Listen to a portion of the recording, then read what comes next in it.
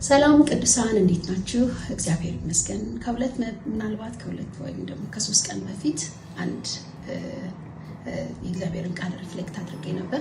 አሁንም ደግሞ እንደዚሁ አንድ እግዚአብሔር ያስተማረኝን ነገር ሪፍሌክት አደርጋለሁ ማለት ነው፣ አንጸባርቃለሁ። ምክንያቱም ትእዛዝ ስለሆነ ለኢያሱ ባለፈው እንደነገርኳችሁ ምዕራፍ 1 ላይ የተነገረው ነገር አለ። በቃ እንዲሆንልህ፣ እንዲከናወንልህ፣ እንዲሳካልህ ብሎ የተለያዩ ትእዛዞችን አዞታል።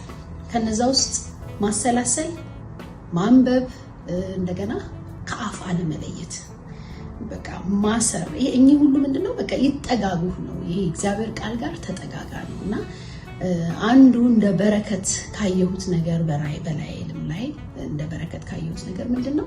የእግዚአብሔርን ቃል ከሰዎች ጋር መጨዋወት፣ ማውራት፣ እዛ ውስጥ መብዛት አለ። ለማድረግም ደግሞ አቅም አለና ከምን ይጀምራል ካላችሁ ወይ ከመስማት ወይ ከማንበብ ይጀምራል። ከዛስ ማሰላሰል። ምናሰላሰለው አይምሯችን ውስጥ የገባው ነገር ስለሆነ ስለዚህ አሁንም ቢሆን አዲስ ዓመት ነው። ስፔሻሊ ደግሞ አውሮፓና አሜሪካ ለምትኖሩ ሰዎች አዲስ ዓመት ነው።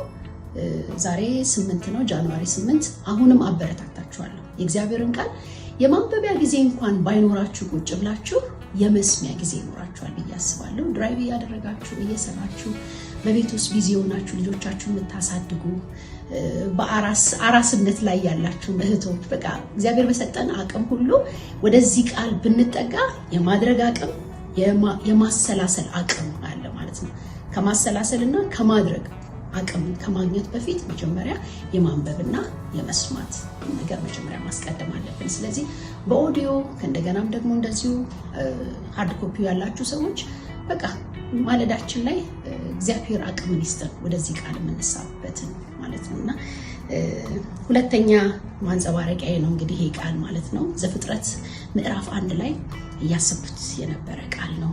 ለራሴም እያሰላሰልኩት የነበረ ቃል ነውና ትናንትናም ለሰዎች ሼር አድርጌዋለሁ። ዛሬ ጠዋትም እንዲሁ በህብረት ስንጸልየው የነበረ ለብቻዬም ሳስበው የነበረ ቃል ነውና ዘፍጥረት ሙሉን አላነበውም፣ እናንተ አንበቡት። እኔ እዚህ ጋር ማንጸባረቀውን ቃል እንትንላለሁ። ቁጥር 9 ምዕራፍ 1 ዘፍጥረት ምዕራፍ 1 ቁጥር 9 ከዚያም እግዚአብሔር ከሰማይ በታች ያለው ውሃ በአንድ ስፍራ ይከማች፣ ደረቁ ምድር ይገለጥ አለ፣ እንዳለውም ሆነ። እግዚአብሔር ደረቁን ምድር የብስ፣ በአንድነት የተሰበሰበውን ውሃ ባህር ብሎ ጠራው። እግዚአብሔር ይህ መልካም እንደሆነ አየ።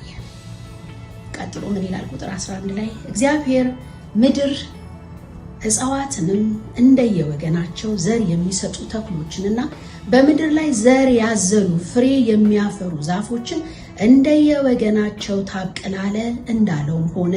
ምድር እጽዋትን እንደየወገናቸው ዘር የሚሰጡ ተክሎችንና በውስጣቸው ዘር ያለባቸው ፍሬ የሚያፈሩትን ዛፎች በየወገኑ አበቀለች። እግዚአብሔርም ይህ መልካም እንደሆነ አየ። መሸነጋም 3ኛ ቀን ይልና ቁጥር 24 ላይ ምን ይላል? ሌሎች ነገሮችን ካወራ በኋላ እግዚአብሔር ምድር ሕያዋን ፍጡራንን እንደየወገናቸው ከብቶችን፣ በምድር ላይ የሚሳቡ ፍጡራንንና የዱር እንስሳትን እያንዳንዱን እንደወገኑ ታስገኝ አለ፣ እንዳለውም ሆነ። የዱር እንስሳትን እንደየወገናቸው፣ ከብቶችን እንደየወገናቸው፣ እንዲሁም በምድር ላይ የሚሳቡ ፍጡራንን እንደየወገናቸው አደረገ። እግዚአብሔር ይህ መልካም እንደሆነ አየ ይላልና ምድር የብሱ ከተገለጠ በኋላ ዘፍጥረት ላይ ምድር በውሃ እንደተሸፈነች ይናገራል። ከዛ መጣና እግዚአብሔር መናገር ጀመረ ማለት ነው። ምድር ለምን አልሆነም? ውሃው ለምን እዛው ላይ አይቀርም? ምን ችግር አለው? ውሃ ክፉ ነው ወይ ብለን ካልን ለምድር አቅም አሳጥቷት ነበር። በውስጧ ያለውን ፍራፍሬውን፣ ተክሉን፣ ይሄን ሁሉ የምንበላውን፣ የምንጠጣውን፣ የምንጠለልበትን ለመድኃኒትነት የምንጠቀምበትን ነገር በሙሉ የማውጣት አቅም ምድር ቢኖራትም እንኳን ነገር ግን ውሃ በተባለ መልካም ነገር ተሸፍና ነበር ማለት ነው። እና እግዚአብሔር ምንድነው ያደረገው? ገፈፈ፣ ምድሪቱን የብስ አደረገ፣ ገለጠ ውሃውን ወደ አንድ ቦታ። ባይዘው ይሄ የተገፈፈ ውሃም ጥጉን ሲይዝ የራሱ የሆነ ጥቅም አለ። ውሃውን ባህር ብሎ ጠራው ይላል። እዛ ባህር ውስጥ ምን አለ ከተባለ ምንም በእግዚአብሔር ዘንድ በአፉ ቃል ተፈጥሮ የማይጠቅም አንዳች ነገር የለም። ሁሉ መልካም እንደሆነ አየ ነው የሚለው። እግዚአብሔር ሲፈጥረው ክፉ የሆነ ነገር የለም። በቃ ሁሉ መልካም እንደሆነ አየ።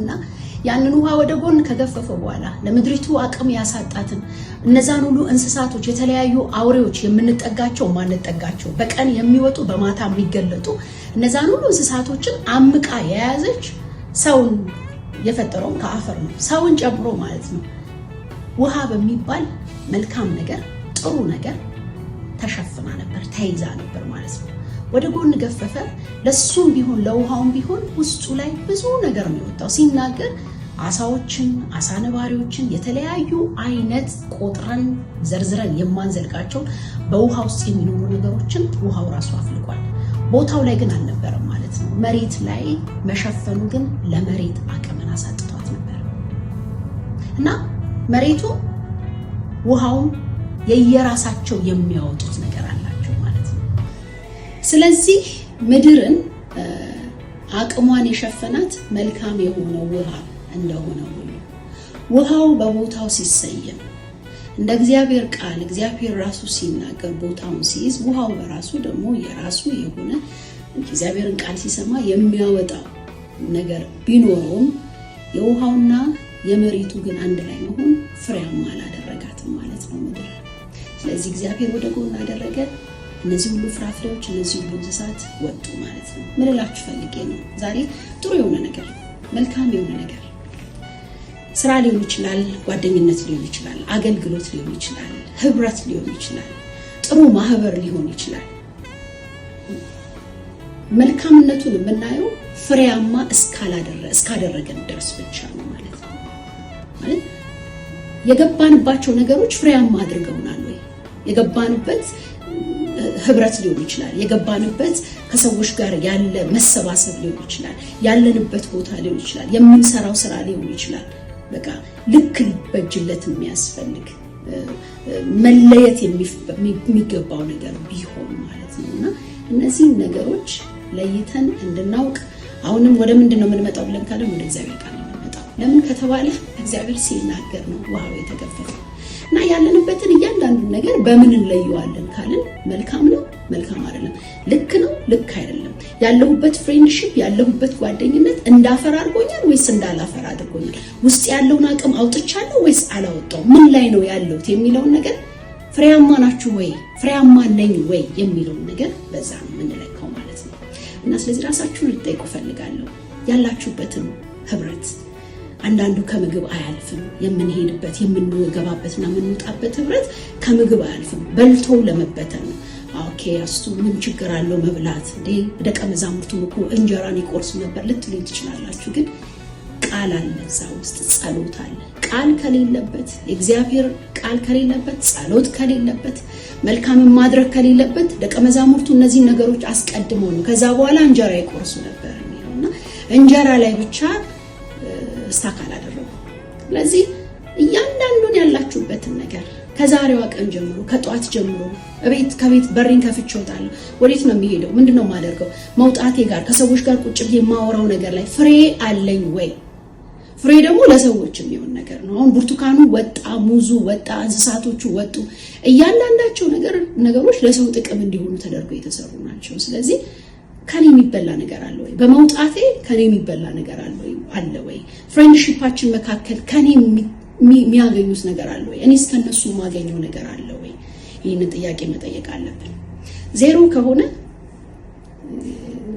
መለየቱ ይሻላል እነዛም ሰዎች ቦታቸውን ቢይዙ ለነሱም ጥቅም ነው ብዬ አስባለሁ እና አንዳንድ ድብልቆቻችን አንዳንድ እንዲህ የተገናኘንባቸው መገናኘት ፍሬ አልባ ካደረጉን እነዛ ነገሮች ልክ አይደሉም ማለት ነው ስለዚህ እንደዘፍጥረት ምዕራፍ 1 ቁጥር 9 እግዚአብሔር በዚህ ዓመት የመለየትን ስራ በእናንተ መካከል ያድርግ ከታላቅ እስከ ታናሽ እህት ነው ወንድም ነው አባት ነው ልጅ ነው ብዙ ጊዜ ልቤ ያስበዋል እናቴም ብዙ ጊዜ ትነግረኛለች የእግዚአብሔር ነገር ከሆነ እኔ እናትሽም ላይ ቢሆን መጨከን አለብሽ ትለኛለች ለምን ካላችሁ እንደሚነግስ እያወቀ የእስራኤል የሚቀጥለው ንጉስ እንደሆነ እያወቀ ዮናታን ከአባቱ ጋር ወግኖ ነበር መሸፈት ነበረበት ባይዘው እንደ አባቱ አባት እግዚአብሔር ለዘላለም እቅዱ ዮሴፍን ከአባቱ ጋር ለይቶታል የሚያማምሩ ልብሶችን ያለብሰው ነበር ይመስለኛል ስትቀደድበት ስፍት የሚያደርግለት ከዛ ደግሞ እንደገና ሲያልቅበት የሚሰፋለት እንደገና የሚሰራለት የሚያለብሰው የሚገዛለት ይመስለኛል። ነገር ግን ቦታው ነው ወይ ካልን ቦታው አይደለም። በአባትና በልጅ መካከል ግርግዳ መግባት ነበረበት። ስለዚህ ያዕቆብን በምድሩ በከነዓን አስቀመጠው፣ ዮሴፍን ደግሞ ደስ በማይል መንገድ ወደ ዘላለም ወደ እግዚአብሔር ሐሳብ ወደ እቅዱ ለአባታችን ለአብርሃም እንደተናገረው ሊያደርግለት ወደዛ ወስዶታል። ዮናታን ጋር ግን ስንመለከት እያወቀ እንደሚነግስ ዳዊት እያወቀ እያስመለጠው ለራሱ ያልተረፈ ምስኪን ሰው ነው። በቃ ለራሱ ያላወቀ ለራሱ ያልተረፈ ምስኪን ዮናታን የአባቱን ነገር እያወቀ ማለት ነው። ጦሩ ለሱም በቃ ላይሰበሰብለት እያወቀ። ስለዚህ እንደዚህ አይነት ህብረቶች ላይ እግዚአብሔር መገንጠልን ያድርግ፣ መለየትን ያድርግ። እናት የለ፣ ጓደኛ የለ፣ አብሮ አደጌ የለ፣ የሰፈር ልጅ የለ፣ የቸርች ልጅ የለ፣ ታላቅ የለ፣ ታናሽ የለ። እንዳናፈራ ምክንያት ከሚሆኑት ነገሮች ላይ እግዚአብሔር ቆሞ በዚህ ዓመት ቃልን ያውጣ፣ ለመለየት አቅምን ይስጣችሁ። ጌታ ኢየሱስ ይባርካችሁ። ተባረኩ።